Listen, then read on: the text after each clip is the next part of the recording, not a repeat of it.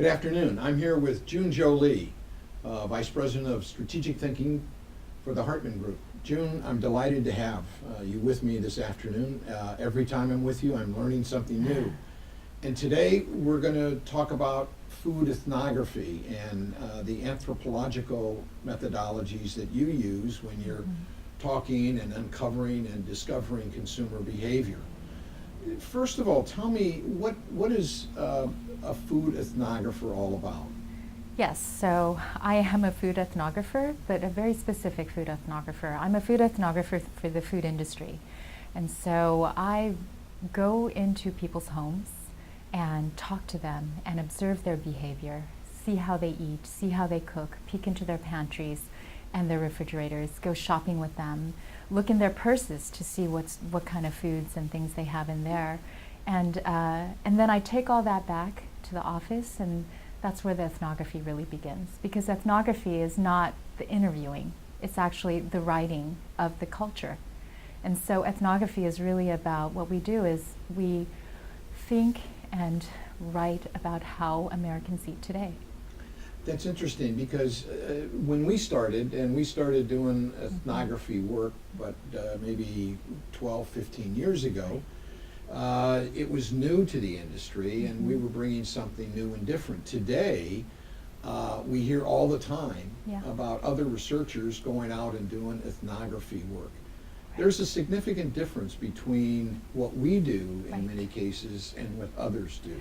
Yes, we're not just listening to what they say and checking things off. We're actually looking at what they don't say, looking at where they contradict themselves, looking in their pantries, looking on their bookshelves and their, see what sort of magazines they read, what kind of foods they actually have in their kitchens, and then taking all that back and trying to make sense of not just that one consumer, but really of the whole culture of eating. I mean, what we do is we study the cultural change in how Americans eat. And what we've always said is that what consumers tell you they do and what they actually do in many cases is not the same. And part of your work is really to discover and uncover what the actual behavior is. Yeah, and oftentimes, Harvey, consumers, it's not like they're intentionally trying to keep that away from us. It's just that we are studying emerging behavior a lot of times. So even they are unaware of what they do and how they talk about it. So, the really big insights come from actually studying and capturing those latent behaviors that we're just beginning to form even stories around, narratives about. And many times they don't even remember actually what they do. And so we're able to really reassemble that in a way that makes cultural sense of what their activity is all about.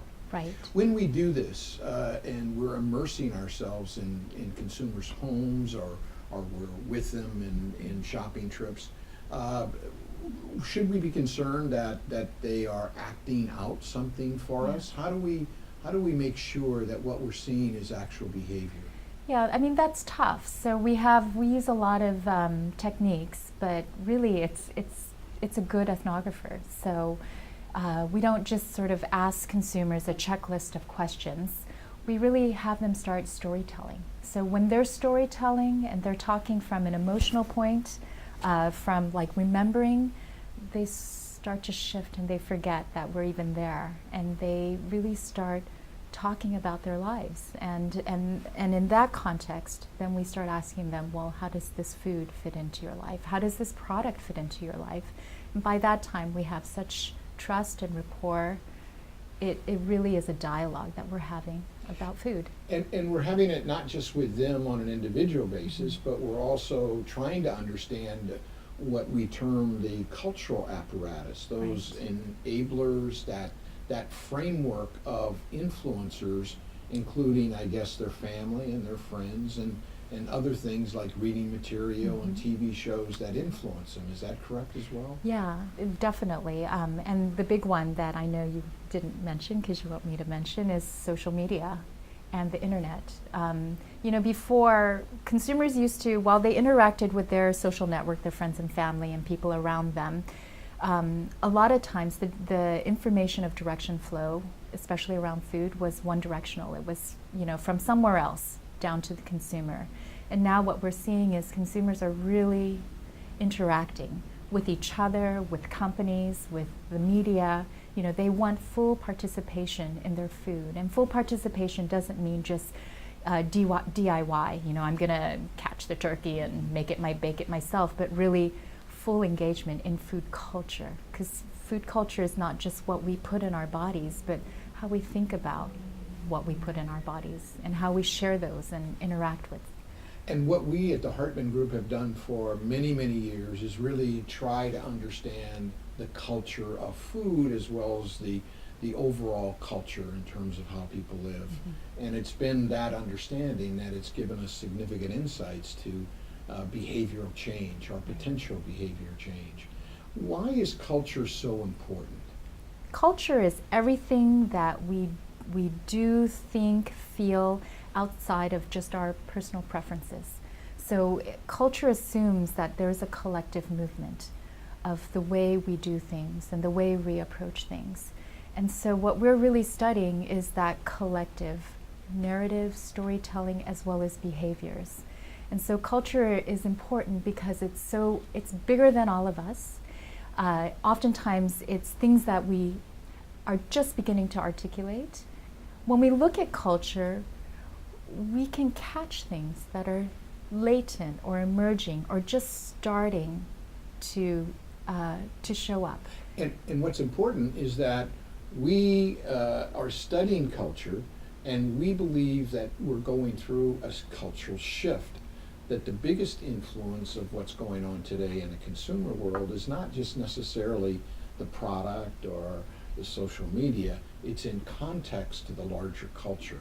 And the more that we understand that culture, the better we are able Right. to understand the individual component as well. Right, and there's a big difference between culture, trends, and fads. And so I just wanted to say that culture, while we are undergoing a big cultural shift right now for a variety of reasons, culture changes rather slowly, right? It's not here, red lipstick today and pink tomorrow. It takes years to shift a culture.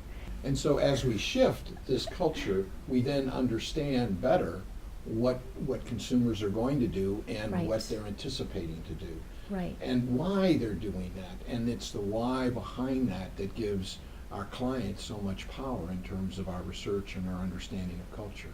Right. I'm so excited because June and I are going to take a trip. We're going to take a journey through culture, and we're going to talk about the culture of food and the culture of eating and the culture of shopping.